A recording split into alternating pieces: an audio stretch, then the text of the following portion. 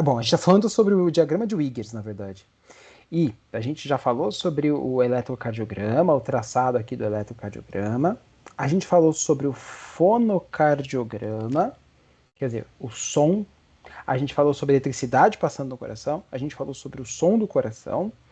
A gente falou sobre o volume, como é que o volume se comporta conforme acontecem essas contrações.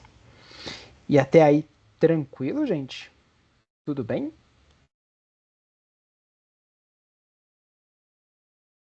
Legal. Deixa eu trazer algumas informações aqui, só para vocês saberem. É bom considerar uma coisa importante. Repara que o volume de sangue, ali nesse caso está falando do ventrículo, que é o que realmente importa. Mas importante, o ventrículo não fica sem sangue. Então, quer dizer, ele enche, ficou ali com 130, aí ele vai e contrai. Quando ele contrai, ele já coloca todo o sangue que ele pode para fora. Mas aí ele fica com 50 ml, mais ou menos. O que significa que mais ou menos um homem de 1,70 m branco vai colocar 80 ml para fora. Varia com sexo, varia com atividade física, varia com raça, varia com idade, um monte de coisas. Então, a ideia é mais ou menos aí 80 ml numa pessoa em repouso, tá bom? É importante também. Então, vocês podem colocar aqui apenas, mais ou menos, 60% do sangue é ejetado dos ventrículos em cada sístole. O que resta dentro do ventrículo é o que a gente chama de volume sistólico final.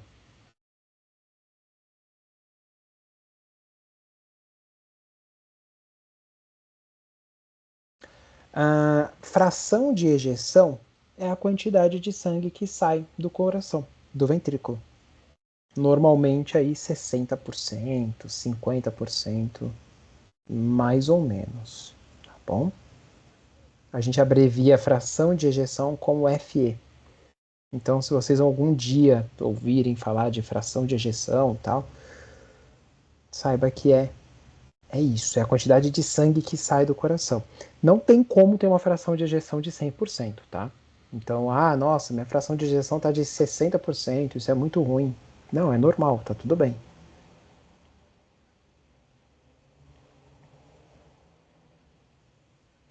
Outra informação importante. O ventrículo, conforme ele vai contraindo, repara aqui, ó. Se eu dividir o volume de sangue que sai do meu ventrículo em 3, então tipo 1, 2 e 3, ó. 1, 2 e 3. Eu vou perceber que praticamente um terço, aliás, perdão, 70% do volume sistólico sai em um terço do tempo. Então, ó, o último um terço, quase nada de sangue sai. Mais ou menos para cá. Aqui, uns 30% e aqui 70%. Não ficou muito bem feitinho aí não, mas a ideia é 70% do sangue sai do ventrículo no primeiro um terço do batimento. E, se você reparar, também acontece a mesma coisa na hora que ele está enchendo. É que na hora de encher já está até divididinho aqui, ó. Se eu dividir o sangue que está entrando em 3 tempos, ó, 1, opa, 2, 3. Repara que também 70% mais ou menos entra no primeiro um terço. E tem uma coisinha legal para perceber. 10%, então ó, ficaria letrinha. 70% vai encher aqui. 10% vão encher aqui.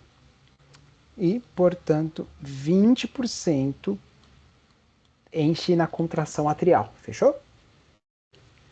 Então, tipo, sem fazer força nenhuma, 80% do ventrículo já vai encher. Sem fazer nada, o sangue já vai encher de boa, 80%. 70% vai entrar no primeiro um terço, assim, vai encheu de uma vez. 10% vai enchendo bem devagarzinho, porque nessa hora o ventrículo já está bem cheio. E aí os outros 20% é porque o átrio empurrou o sangue para baixo.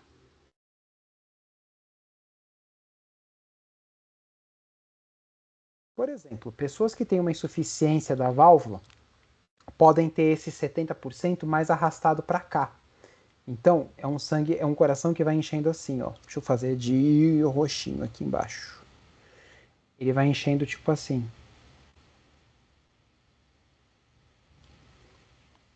Você percebe que é mais linear, não tem tanto boom, 70% de uma vez.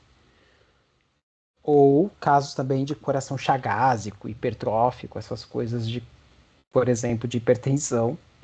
O ventrículo vai ficando mais espesso e aí o enchimento se torna mais lento, tá bom? Mas então, para vocês, o que eu recomendo é que vocês decorem: 70% do sangue entra e sai do coração em um terço de tempo. Quanto que é esse um terço? Um terço do tempo, pode ser meio segundo, pode ser um quarto de segundo, depende de como o coração estiver. Mas ó, 70% aqui, 70% vai aqui.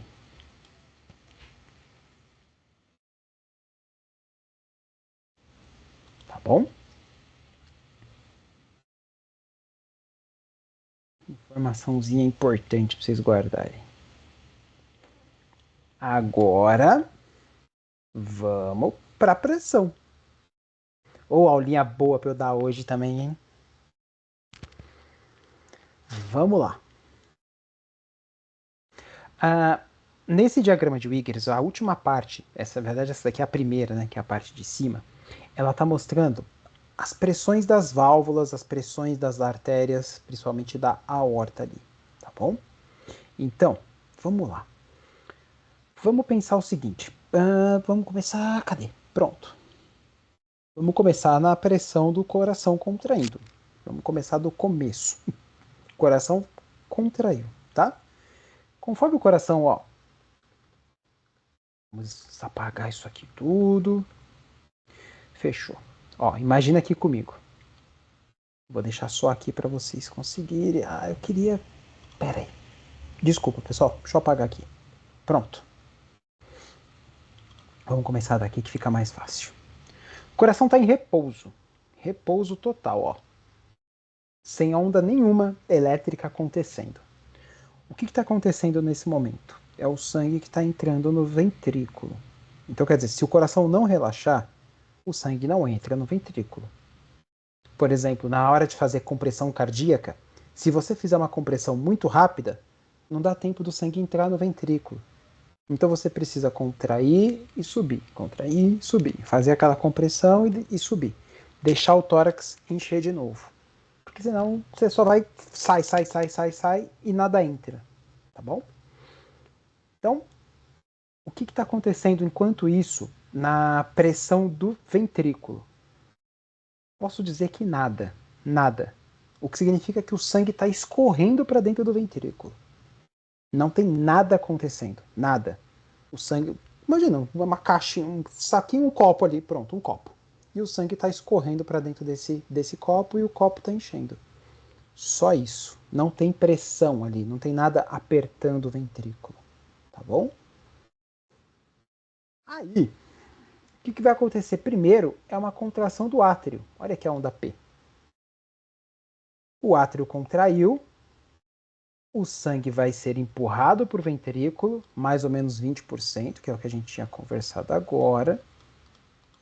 E aí vai subir um pouquinho a pressão do ventrículo. Um pouquinho de nada, mas vai subir um pouquinho. Vai subir o tanto quanto a pressão do átrio subir. Olha só. O átrio vai empurrar o sangue para baixo e o ventrículo vai receber esse sangue. Então, a pressão é praticamente igual. Quer dizer, se o átrio contrair com uma força de 5, o ventrículo vai receber 5. Então o que acontece é que a pressão fica igual. Então o sangue vai encher um pouquinho o átrio. Ignora a pressão arterial aqui por enquanto, tá? Essa aqui a gente vai falar por último. Aí, exato. Então tudo aconteceu aqui, ó, no quadrado, nesse negocinho aqui no tempo A. Aí vamos para a contração do ventrículo. O ventrículo encheu de sangue. Agora tá bonito. Agora posso contrair. A eletricidade deu um tempinho. Veio onda Q, R, S. Agora o ventrículo vai contrair. Ventrículo, lembra, ele vai fazer um pouquinho de força até abrir a válvula. Quando ele abrir a válvula, o sangue vai sair. Vamos aqui para cima, que agora dá para ver uma coisa bem legal. Essa pressão do átrio acabou. O átrio não vai fazer muita força, não. O ventrículo está contraindo, o átrio no máximo vai ser esmagadinho ali em cima um pouquinho, porque a válvula vai fechar. A válvula vai fechar, ó. Primeira bulha cardíaca. Então o átrio vai ficar apertadinho, vai subir um pouquinho a pressão, mas também desprezível. Vamos excluir já o átrio daqui? Então o que vai acontecer? O átrio contrai e a pressão sobe um pouquinho. O sangue vai para o ventrículo. Quando o ventrículo contrai, o átrio dá uma esmagadinha assim, sobe um pouquinho a pressão, mas é isso. Acabou. Se você tivesse, por exemplo, uma insuficiência de válvula mitral ou da tricúspide, o que vai acontecer é que vai subir um pouco a pressão aqui. Um pouco, bastante. Até depois cair de novo e seguir o fluxo que estava. Porque aí o sangue vai ser empurrado para cima, tá bom? Mas, bom, do átrio é isso. Deixa eu voltar para vocês. Pessoal, deu para pegar a ideia do que acontece com o átrio?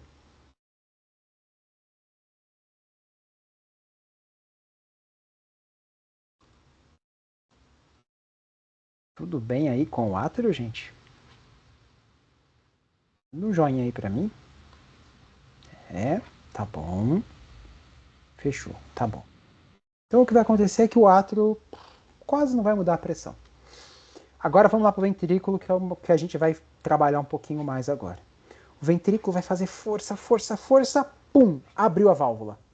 Abriu a válvula, o sangue vai sair. Eu vou fazer de preto para chamar mais atenção ainda. Repara, não tanto preto. Repara nesse intervalinho aqui, ó. Esse intervalinho é o intervalo onde o ventrículo está contraindo, fazendo toda a força possível, mas ainda não abriu a válvula. Por que ainda não abriu a válvula, gente? Vocês conseguem me explicar aí com a palavra de vocês? Vai lá. Vamos pegar o ventrículo esquerdo, que é o mais fácil para a gente conversar.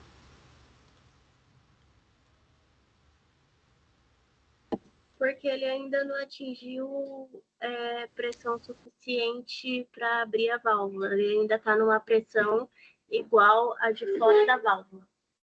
Perfeita resposta, é isso aí.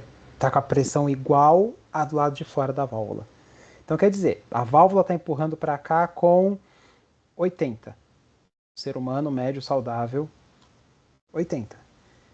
Enquanto aqui tiver 80, não vai abrir válvula. Então o que a gente está vendo aqui é isso, ó. Olha aqui já a pressão arterial aparecendo. Deixa eu apagar tudo. Olha a pressão arterial aqui aparecendo, ó. Ela vem caindo. Aí ela, pum, tá aqui. Aqui pode ser quanto? 80. Aqui provavelmente é 80, tá? Onde eu fiz esse pontinho preto. Aí o ventrículo tava lá com uma pressão de 0. Aí ele vem 10, 20, 30, 40, 50, 60, 70, 80. Legal. Agora ele vai abrir a válvula. Abriu a válvula, o sangue vai sair com tudo. 70% no primeiro 1/3 de tempo. O sangue saiu. Quando o sangue sair, ele vai subir a pressão arterial.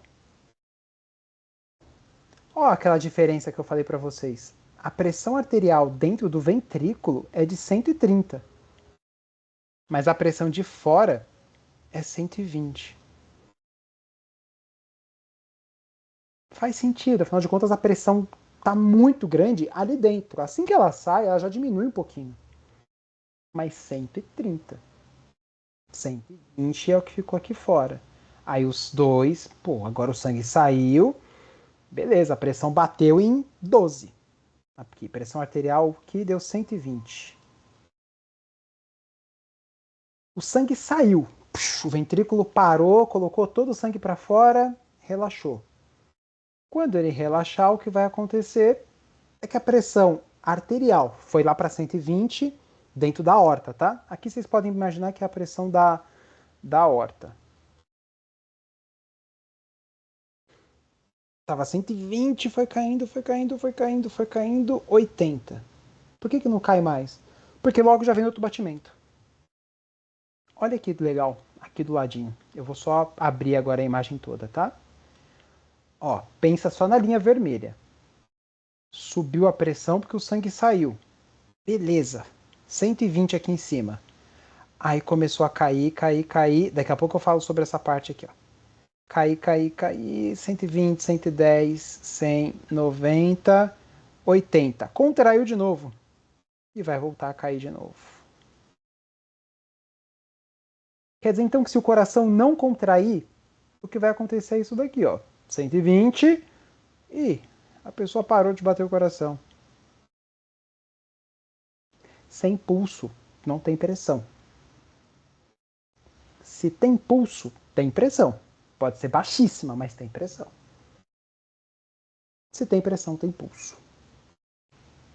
Se o coração parar de bater, a pressão vai a zero. Tá bom?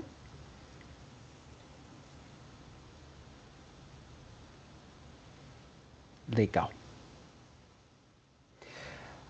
Esse negocinho aqui de tobogã é aquele negócio que eu falei para vocês onde o coração relaxou. Vamos voltar aqui. Vamos desenhar aqui essa válvula. O coração relaxou.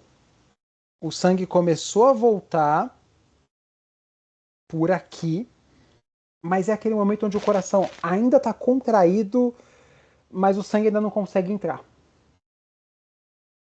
Vamos lá traduzir isso aqui naquele desenho ali. O coração contraiu, colocou todo o sangue para fora. O ventrículo está todo contraído, aí o ventrículo começou a relaxar. Vou relaxar de novo até ficar em zero. Relaxadão para o sangue entrar de novo. Só que tem um momento onde o ventrículo, ó, linha azul, tá? Onde o ventrículo ainda está contraído, mas o sangue não consegue entrar.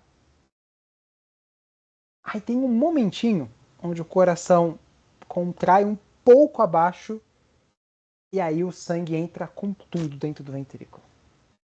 Então, essa primeira parte aqui, ó, essa diferença aqui. Tem um nome aqui em cima. É a contração isovolumétrica. Olha aqui. Contração, tem força, mas ainda não abriu a válvula. Olha aqui a válvula. Válvula aórtica abre, se for do lado esquerdo do coração, tá? Pode ser a válvula pulmonar também. Aí ela abriu, pum, abriu, o sangue saiu, tudo certo. Aí na hora que o ventrículo está relaxando, pum, a válvula fechou. Como a válvula fechou, é como se fosse uma batidinha de sangue ali, como se estivesse batendo na porta. É a válvula, pum, comportando isso. A pressão vai dar uma subidinha e vai cair de novo. É só o sangue se acomodando.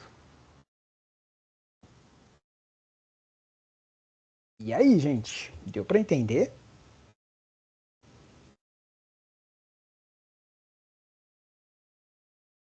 Essa parte de pressão, entendendo a fisiologia, a ideia de como funciona, dá para entender o todo. Por exemplo, Vamos dificultar agora a vida de vocês, que tá muito fácil. E eu acho que para dificultar eu poderia contar o meu caso, que eu tô com pressão alta. Pensa aqui comigo, ó. Válvula, aliás, válvula não, aorta. Tá bom?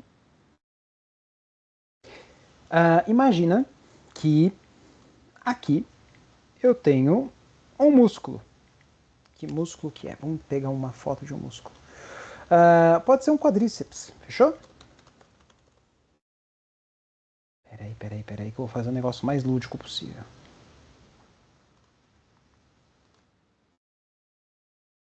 Ficou lúdico demais. Meu Deus. Pronto.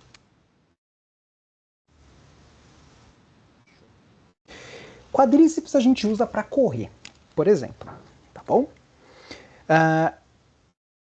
Quando você, por um motivo... Aliás, vamos mais básico ainda. Esse músculo do quadríceps, para sobreviver, para ficar vivo, por exemplo, ele usa uma demanda de 1 litro. 1 litro de sangue por minuto. Então quer dizer, o coração precisa mandar pelo menos 1 litro por minuto para esse quadríceps continuar vivo. Tá bom? Se eu, por um acaso, começar a correr, se eu aumentar minha demanda cardíaca, aliás, usar mais meu músculo, meu quadríceps, o meu quadríceps vai ter que fazer mais força. Aliás, perdão, o meu coração vai ter que mandar mais sangue. Então a ideia é, se meu quadríceps, para ficar vivo, usa 1 litro, para andar ele vai usar 1,5 litro. Legal, tá bom.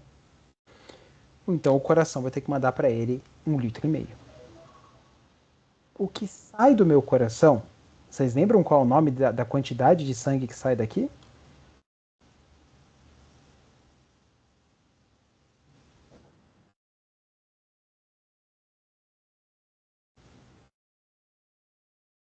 Fração de ejeção? Faz sentido aí? Não lembro, professor. Tô tentando aqui, mas não. Ó, fração de ejeção, a quantidade de sangue que sai do coração em um batimento. Tá bom? Vou fazer a setinha aqui. Pronto. Se eu multiplicar, ou pode ser também, vamos dar um outro nome, volume sistólico. Tá bom? Tem uma continha que eu passei para vocês lá no comecinho da aula de fisiologia, que era de débito cardíaco. Vocês lembram o que é débito cardíaco?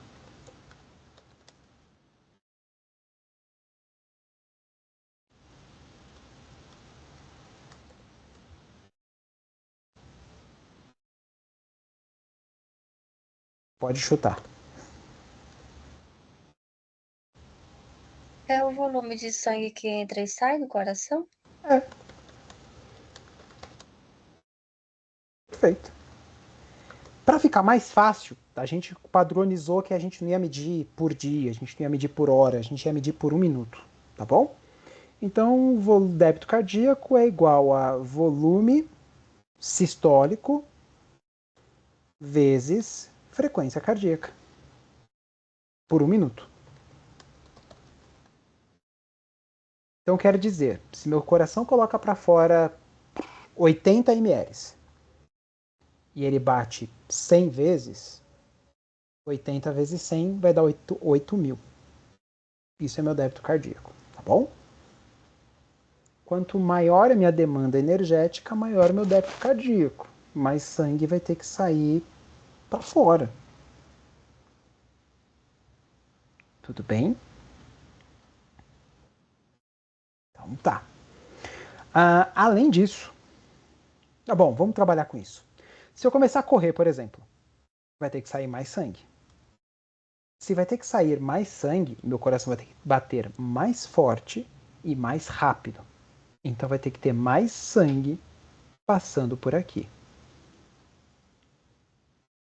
Na ideia lá de pressão que a gente chegou a passar rapidinho ali em alvéolo, pressão é energia aplicada sobre uma certa área. Quanto mais energia, numa área menor, maior vai ser a pressão. A ideia é, se eu der um soco ou se eu der um tapa com a mesma força, o soco vai doer mais porque está numa área menor. Então, quanto maior a quantidade de volume, maior vai ser a pressão. Se eu passar aqui 8 ml por esse caninho, vai passar com tranquilidade. Se eu passar 12 ml, vai passar com maior dificuldade. Tá bom? Tá fazendo sentido até aqui, gente? Sim. Tá bom. Qualquer coisa me interrompe, gente. Vai começar a ficar um pouquinho difícil. Beleza. Então, o que vai interferir na minha pressão arterial? Um monte de coisas. Por exemplo, frequência cardíaca. Se meu coração estiver batendo muito rápido, vamos voltar aqui no diagrama de Wiggers, rapidão. Imagina aqui, ó, 12 por 8. Aí o coração, deixa eu fazer de preto. 12 lá em cima por 8, o coração relaxando. Tá? Se meu coração estivesse batendo muito rápido, o que ia acontecer é isso daqui, ó, 12 por 9. 12 por 9. Vai ter que subir para 13, vai ter que subir para 14. Então, quanto mais rápido um coração trabalha, mais sangue ele coloca para fora, então também aumenta a pressão cardíaca, tá bom? O que significa que um coração acelerado vai aumentar a pressão. Deixa eu fazer uma pergunta Claro, manda ver. para tirar minha dúvida, tá? Uhum. Então, na hora que ele vai para 8, seria o diastólico que ele está relaxando. Daí, aí ele entra em período de relaxamento nas batidas. Isso, diástole. Diástole, mas aí é onde ele subiu, para ver se eu entendi. Uhum. Ele sobe, aí depois ele começa a cair, tipo 8. Aí seria esse Isso. momento? É isso aí. Ah. Então, o 8 seria esse e o 12 seria esse aqui, ó. Tá? Então seria... O 8 ainda sobe rápido. 9, 10, 11, 12. Aí depois ele vai relaxando. 12, 10, 11, 10, 9, 8. Então, seria 12, 8. 12, 8. Só que se um coração bate rápido, primeiro ele começaria 12, 8,5. 12, 9. Opa, 12, 9 não tá chegando sangue. Manda mais forte. 13 por 9. 13 por 9, 14 por 10. Então, se você for fazer um exercício físico, ou se o seu coração acelerar por qualquer motivo, daqui a pouco a gente vai discutir os motivos. Naturalmente, a sua pressão arterial vai começar a subir aos pouquinhos. O que mais vocês conseguem me dizer que interfere aqui na pressão arterial? Tem mais 2 parâmetros aqui nessa fórmula.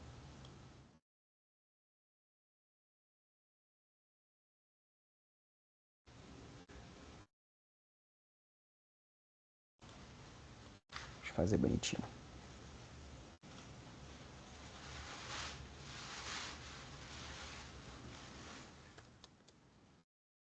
Frequência cardíaca. Pressão arterial é igual à frequência cardíaca. Mais alguma ideia? O que mais que interfere? O volume sistólico. Pronto. Perfeito. Volume sistólico, que a gente falou agora há pouco. Quer dizer, se eu vou correr, meu coração não vai bater só mais rápido, ele vai mandar mais sangue.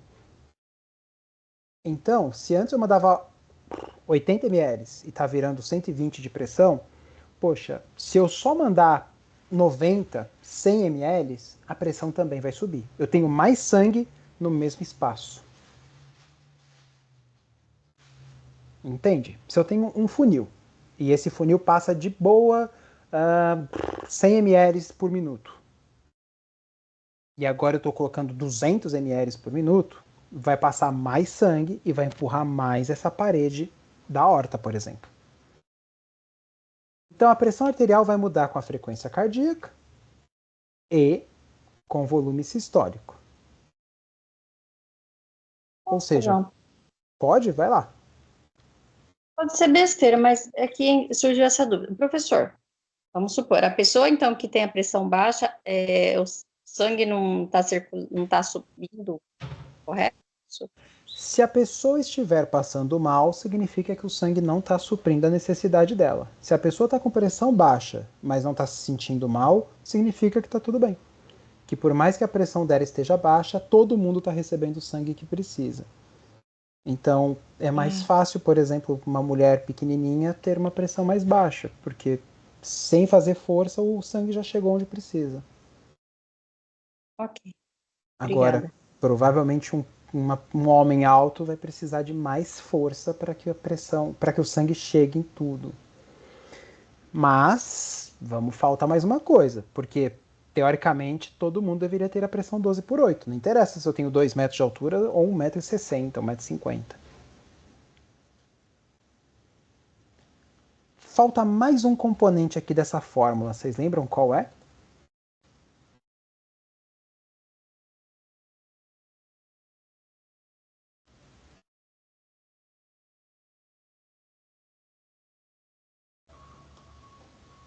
Deixa eu escrever aqui de novo a fórmula.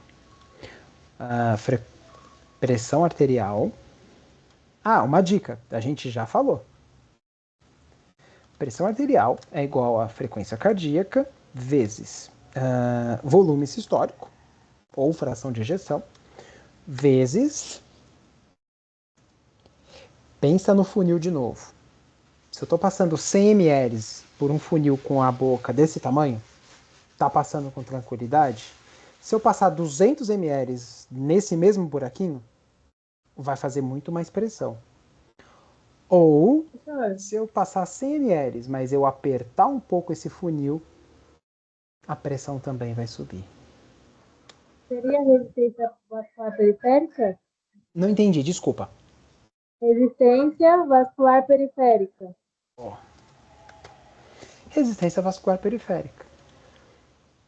Essa é a fórmula da pressão arterial, tá?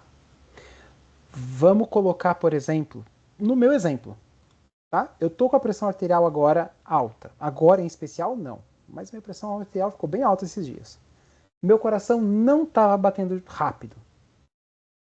Pelo contrário, meu coração bate super tranquilo. 60. Eu estou dormindo 50. Volume sistólico. Bom, eu fiz um Doppler e meu coração está batendo um volume adequado. Então, quer dizer, dá para entender, por exemplo, que eu não estou fazendo uma atividade física. Eu não estou correndo. Minha frequência cardíaca está boa, meu volume sistólico está bom. Lembrando que o que controla a frequência cardíaca é o cronotropismo. A gente falou isso em umas aulas aí atrás. É o cronotropismo.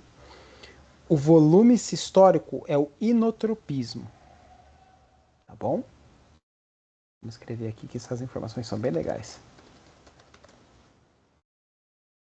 Então, cronotropismo acelera e o inotropismo faz o coração bater mais forte.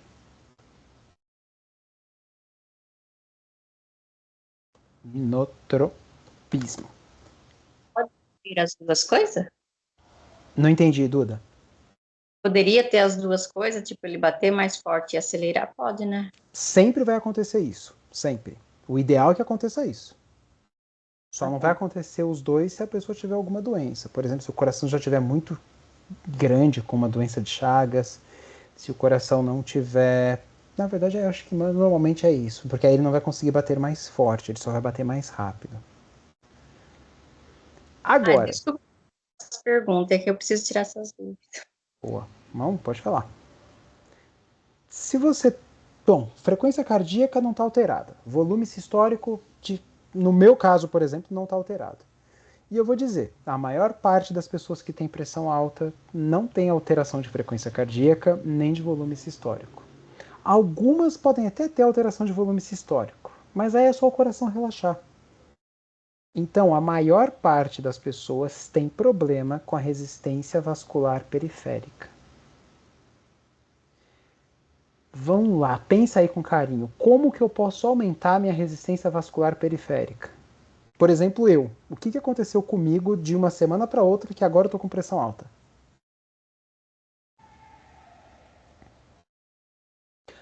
resistência vascular periférica significa que as artérias estão... resistência vascular é a resistência que as artérias colocam. Se tiver pouca resistência, significa que as artérias estão relaxadas. Se tiver muita resistência, significa que as artérias estão apertadas.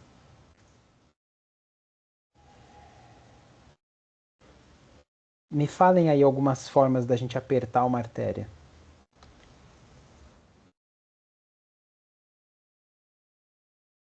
A parede onde passa o sangue já está entupindo, com gordura. Entupindo, por exemplo, isso. Então, por exemplo, se você tiver um processo de aterosclerose, é a gordura aqui na artéria, tá? Ela vai começar a ficar mais apertada. O sangue vai passar com maior dificuldade, vai subir a pressão. Mas aí a artéria relaxaria, então ela também não está relaxando. Então você tem um processo de arteriosclerose, que normalmente está associada com açúcar, e aí a artéria fica dura e começa a se entupir. Essa é a forma mais fácil de você ter hipertensão em pacientes idosos. Porque por mais que eu coma gordura todo dia, não dá tempo de entupir uma artéria com, sei lá, com 30 anos. Não dá. Imagina, com 30 anos não entupiu nem o cano de casa, que passa a gordura toda hora, imagine uma artéria. Não. Qual é a forma mais fácil de você causar hipertensão, então, em pacientes mais jovens? Tem outras formas. Por exemplo, imagina que você tem um problema no rim. Seu rim não está funcionando muito bem. Você vai aumentar o volume sistólico. Ou, lembra daquela aula lá no comecinho, essa eu vou pegar pesado, daquele sistema de renina, angiotensina e aldosterona? Aquele sistema percebe a pressão arterial do sangue que está chegando no rim. Se você entupir um pouquinho a artéria do rim, o rim vai receber pouco sangue. Não precisa entupir todas, só a do rim. O rim vai receber pouco sangue. Se ele recebe pouco sangue, ele acha que está caindo a pressão. Aí ele manda subir a pressão arterial. Mas essa também é comum em jovens, porque tem muito jovem que tem problema renal. Porque, sim, é muito mais genético. Vai, mais uma forma, que ainda não acharam a minha. Só Não uma, tenho uma problema. dúvida. Desculpe, Imagina. uma dúvida. Hum. No caso, a angiotensina, eu ainda não vi nessa aula. A angiotensina, ela vai se ligar à parede do vaso para poder fazer o controle da pressão arterial. Mais ou menos, baby. A renina tá lá no rim. O rinzinho tá aqui, ó. Certo. Aí, a pressão, o sangue, deixa eu fazer um sangue azul só para vocês verem mais fácil, tá? O sangue vai aqui pro rim para ser filtrado. O rim percebe essa pressão com que o sangue está chegando nele. Se o sangue está chegando com pouca pressão, ele libera renina de rim, que vai ser metabolizada lá no fígado, que vai virar angiotensina, que depois vai voltar para a suprarrenal e vai virar aldosterona. Eu só cortei também a angiotensina 2, eu dei uma atalhada, tá, gente? Mas aí, resumindo, a renina e a angiotensina vão fazer vasoconstrição e aí a pressão arterial vai subir. Qual outra forma, pessoal, que o rim usa para fazer subir a pressão arterial?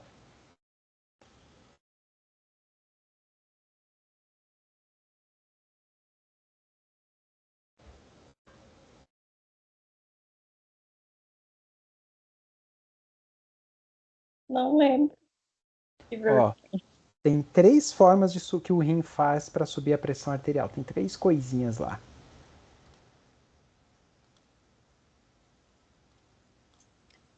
Eu não sei se é isso, deixa eu ver, acho que não, né? Fala. O sangue, peraí, deixa eu tentar explicar. O sangue, ele não vai conseguir, o rim, ele não vai conseguir tirar o excesso, né, de líquido do sangue, e isso vai causar um aumento na pressão? Isso aí. Então aumentar a... Vamos só escrever bonito. Aumentar a volemia. Entendi. Você para de fazer xixi. Fica mais água dentro do seu corpo. Beleza. Quais outras 2 formas? Dica. tensina, aumenta a tensão das artérias, então aumenta a resistência vascular periférica, tá? Ele faz vasoconstrição. E a última, o que mais que o rim faz para aumentar a pressão arterial? Que pessoas idosas não podem... Idosas não, pessoas com hipertensão não podem comer de jeito nenhum. É a absorção de sal? De cálcio? Sódio. Ah, só disso. Isso aí. Ah, Na, nátrium, tá? De sódio. Pronto. Aí, com tudo isso, a pressão arterial sobe. Se por algum motivo a pessoa nasceu com uma má formação aqui no rim, ou essa artéria aqui que leva sangue para o rim começou a entupir, o rim começa a receber pouco sangue. E aí a pressão do rim cai. E aí o rim acha que, meu Deus, a pressão está despencando. E aí o rim libera renina, angiotensina, renina e aldosterona pela suprarrenal, que vão fazer a pressão subir. Mas não é a pressão que está caindo, é só a pressão do coitado do rim que está caindo.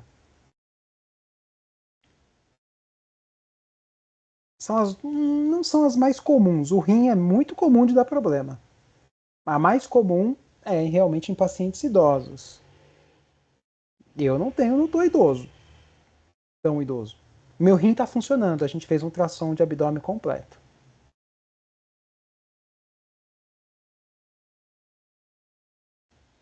E aí, qual é a outra forma de subir a pressão arterial? Não estou fazendo atividade física, meu coração está tranquilo, está calmo, está saindo a mesma quantidade de sangue que deveria, meu rim está funcionando bem.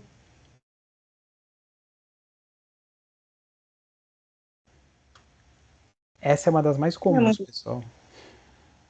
Sal? Não estou comendo muito sal. E por mais que eu estivesse, meu rim está funcionando, ele vai colocar o sal para fora como de qualquer outra pessoa. Deveria, pelo menos. Professora, seria ansiedade ou estresse? Aí, Tari, boa. Por quê? Ansiedade ou estresse? Porque ele aumenta o nível de adrenalina e aí o corpo vai ficando sempre com aquela adrenalina aumentada e com isso também aumenta a pressão. Não sei explicar direito, mas... É isso, você acabou de explicar direitinho, não tem mais o que explicar, acabou. Deu para entender, gente? Deu sim. Estresse, ansiedade liberam adrenalina, porque te prepara para a luta, que pode nunca acontecer. Você está ansioso porque, sei lá, deixa eu pensar, porque vai fazer uma prova. Seu corpo libera adrenalina. E aí a prova vai ser daqui uma semana, mas seu corpo já vai liberando adrenalina. Adrenalina, adrenalina. Você começa a ficar nervoso, você começa a ficar ansioso. E tá bom, só que você ficou uma semana liberando adrenalina. E aí já emenda que vai chegar a dívida do cartão de crédito. E aí já emenda que o seu cachorro tá doente. Meu cachorro não tá doente, tá, gente? Tá tudo bem que não é isso. Daqui a pouco eu te conto o que aconteceu. Mas, quer dizer, você vai emendando um estresse no outro, uma ansiedade na outra, seus níveis de adrenalina vão subindo, e quando você vê, pum, você está com aumento da resistência vascular periférica e hipertensão. É a forma mais comum de você causar hipertensão em pacientes jovens. Porque eu ainda não tive tempo de entupir uma artéria, meu rim está funcionando, já descartamos o rim, o que sobra normalmente é isso. Fechou?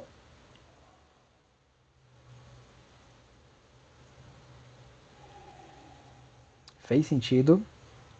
Como é que vocês estão aí? É? Tá.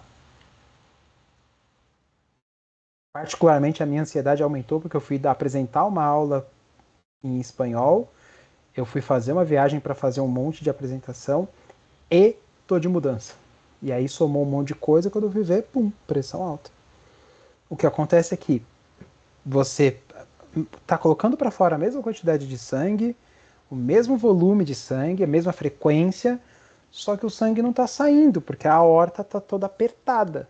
E a aorta está apertada porque está com a adrenalina recirculando.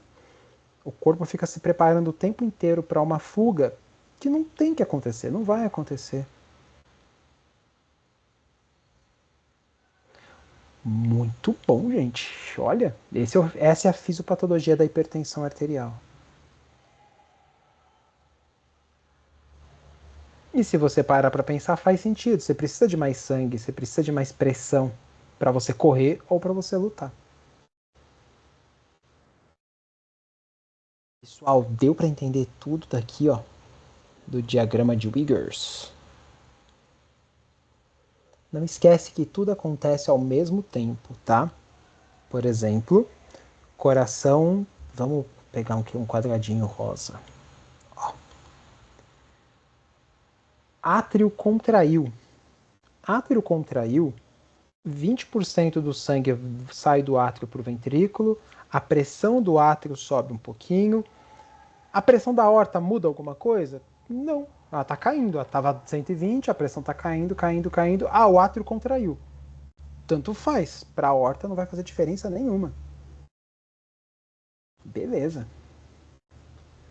E agora que o ventrículo vai começar a contrair? Olha aqui a onda Q. O R é o ápice da contração do ventrículo. O ventrículo começou a contrair, contrair, contrair, abriu a válvula. Abriu a válvula aórtica, o sangue saiu pela aorta, a pressão da aorta subiu, o volume de sangue despencou, caiu com tudo. Beleza, o sangue saiu, agora é hora do coração voltar a relaxar. O coração relaxou, a pressão, o volume começa... Aliás, o coração contraiu, o volume despenca e vai começar a encher de novo. A pressão arterial, que chegou a 120, volta a cair um pouquinho dentro da aorta. E também, por consequência, também dentro do ventrículo, porque não tem mais sangue lá dentro. E a gente escuta a segunda bulha cardíaca, que é o coração fechando as portas para o sangue não voltar lá para dentro dele. Bom, gente, muito bom, muito bom, muito bom. Quanto que é uma pressão arterial de uma pessoa normal, pessoal? Vocês lembram agora de cabeça? Oi? Quanto? 14 por 8. Não. Não, 20 por 80. Isso. Quando que é considerado hipertensão?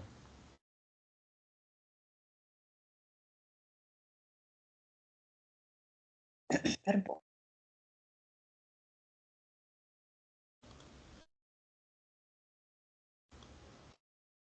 Vai, sem consultar, de cabeça.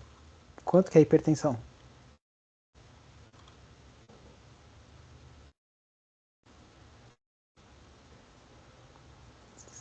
129 por 89, tá? 13 por 9 é hipertensão. Aliás, a Associação Americana mudou esses dias, há pouco tempo, acho que faz 2 meses, uma classificaçãozinha. Teoricamente, agora, 13 por 9 não é hipertensão. Teoricamente, agora é uma pressão elevada. A partir de 139, 140, 130, 135, a partir de 135 por 95, aí sim já é considerado hipertensão. Tá bom? Até lá tem muita coisa que dá para fazer. Fechou?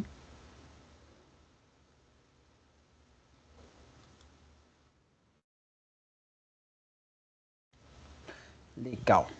Então, pessoal, fechamos esse primeiro assunto. Fechamos também o diagrama de Wiggers. Já discutimos até um pouquinho da hipertensão. Lembrando que a maior parte dos quadros de hipertensão não tem um diagnóstico fechado, tá? Não dá para você fechar e falar, não, é isso daqui. A maior parte dos quadros de hipertensão é totalmente idiopático. Ou seja, sem causa conhecida e sem tratamento também. A gente só alivia os sintomas, que é remédio vasodilatador. O mais conhecido é o losartana, que vasodilata, relaxa um pouquinho os vasos e aí o sangue consegue fluir melhor. Tá bom? Tem outras formas de você melhorar a hipertensão, por exemplo, principalmente para pacientes que têm problema no rim, é dar um diurético. Aí o volume de sangue sai melhor. Para pacientes que têm um coração que está batendo muito forte por alguma alteração do próprio coração, ou após o infarto, por exemplo, ou muito rápido, é dar um beta-bloqueador para o coração bater mais devagarzinho, relaxar um pouquinho. Então, praticamente são essas 3 formas principais. Lógico, independente da causa, se você come muito sal, vai ter muito sódio. E aí vai puxar um pouquinho mais de água, vai subir um pouquinho a pressão. Então uma pessoa com hipertensão não pode beber água? Pelo contrário, ela tem que beber água. Porque bebendo água você ajuda o seu corpo a colocar para fora sujeiras, como sódio, para dar uma equilibrada nas coisas, tá bom? Então, independente da causa, mas vai aumentar o volume sistólico? Não, o seu rim vai colocar para fora. Se o seu rim não estiver colocando para fora, você tem problemas um pouco mais sérios do que o seu coração. Então, pode beber água, mesmo com tá com hipertensão, deixa com sede. Não, dá água, vai ajudar a fazer xixi e tirar o sódio e melhorar o volume sistólico. Não esquece que se você força seu rim com pouca água, aí sim você pode aumentar mais ainda a sua pressão arterial, porque um rim sofrendo, ninguém vai querer um rim sofrendo não, tá bom? Vou fechar essa gravação por hoje. Pronto.